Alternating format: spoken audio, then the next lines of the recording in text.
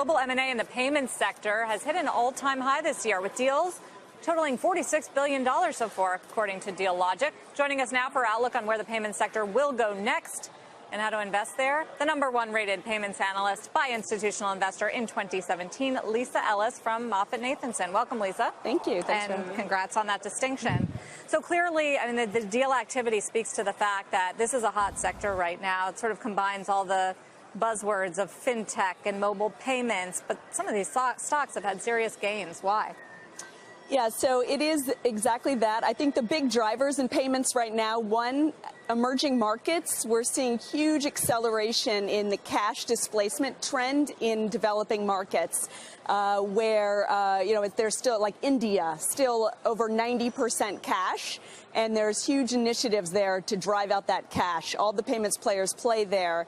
The other big one is e-com. I think it's often underappreciated how strong of an impact the shift to e-commerce has on payments, for the simple reason that all payments made online are done with a card. So it drives out a lot of cash. Speaking of cards, can anything stop Visa or MasterCard? I mean, it seems like nothing can slow these stocks down. I mean, look, they are, no question, the best long-term holdings in payments. They have compounded earnings over 20% for a decade, and we expect that to continue for at least another 5, realistically more like 10 years.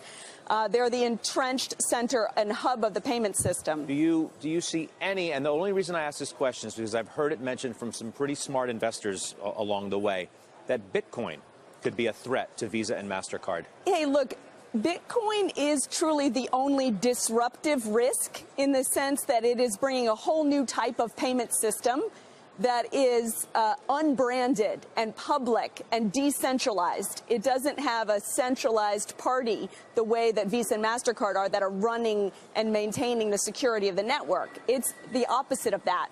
So it is really a disruptive risk. Now, it's nascent. A critical statistic: Bitcoin only processes about 7 transactions a second. Visa and MasterCard do 56,000. So we're still in what I'd call the early dial-up days. Gotcha. That's a good stat to remember. I noticed that you have you're neutral on Square, a stock that is up 150% over the last year. Why? Yeah, look, Square is a really tricky one from an investment perspective.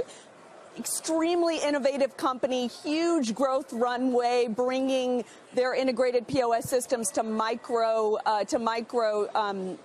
merchants.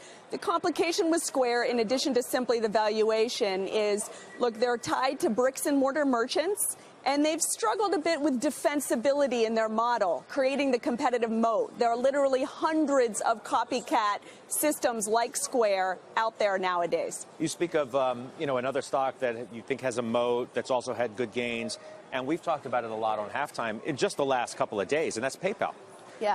Yeah, PayPal has more of a competitive moat than I think people appreciate. There's always a lot of investor fear about Amazon Pay, Apple Pay, Google Pay, the pays. The reality is, PayPal, we estimate, has over almost 50 times the volume of an Amazon Pay, because they've got 7-8 times the users and 7-8 times the merchants, and so just the network effects is a much deeper moat than is often appreciated. And as an investment, it's a pure play way to play e-com that's not Amazon, which makes it really attractive. What about Alipay? I mean, that's dominant, right, in China.